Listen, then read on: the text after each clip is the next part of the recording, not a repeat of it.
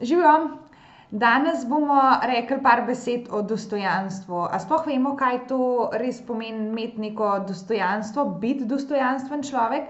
Ker se mi zdi, da v vseh teh travmah, ki jih preživimo, velikokrat pridemo ven z enim takim uničenim dostojanstvom in dovolimo, da ljudje kar hodijo po nas in da teptajo po naših občutkih, po našem mnenju. In sploh ne vemo, kako pridobiti nazaj svoje lastno dostojanstvo, a ne. Zakaj? Ker dostojanstvo razvijamo nekako v otroštvu, tam, kjer naši starši oziroma naši skrbniki najbližje spoštujejo naše potrebe, naše občutke.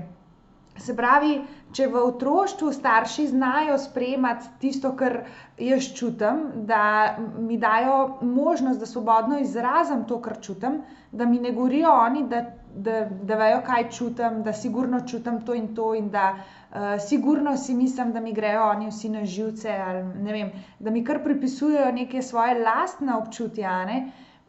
Potem nekako v otroško glavo vnesejo starši toliko enih dvomov, pravzaprav te na en način degradirajo, a ne, ke da ne znamo sami, ke da ne vemo sami, kaj čutimo, ke da to, kar mi čutimo, ni čisto pravilno, da se ne sklada s to okolico.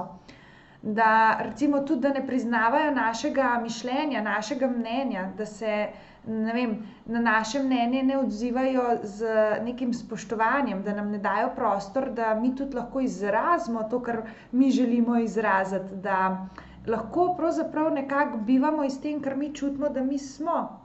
Da lahko živimo življenje v svojem ritmu, na svoj način, z enim svojim procesom.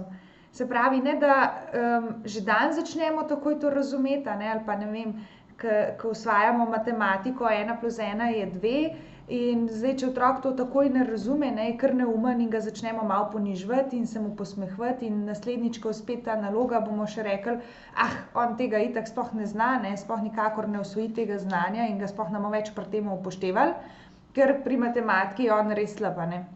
Se pravi, otroku čisto ubijemo ta njegov proces, ta njegov način, na katerega on osvaja neko znanje in na katerega se on uči, da bo nekaj osvojil. Okej, ne znaš še danes, dajmo pogledati, zakaj ne, kaj on razmišlja, kako on doživlja to matematiko, kako on doživlja ta račun. Pravzaprav so to čisto ene take preproste vsakodnevne interakcije, pa vendar lahko v teh interakcijah pustimo zelo ene boleče posledice. Ker to naše dostojanstvo, ki ga kot otroci ne zmoremo razviti, da kot otroci ne dobimo nekega spoštovanja od odraslih, bomo potem tudi v odraslosti naše odnose spletali na način, ki bojo brez dostojanstva.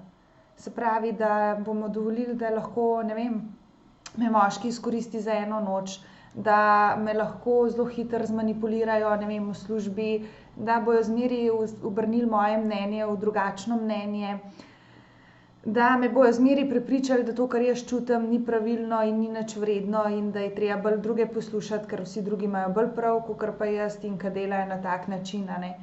In to ni prav. Jaz si res želim, da bi lahko to dostojanstvo vsak zase ohranil, ga na novo razvil, če ga še ni mogel v otroštvu razviti, in s tem pravzaprav krepimo tudi zaupanje vase, v naše telesne občutke, da vemo, da ja, to, kar mi začutimo, je to prav.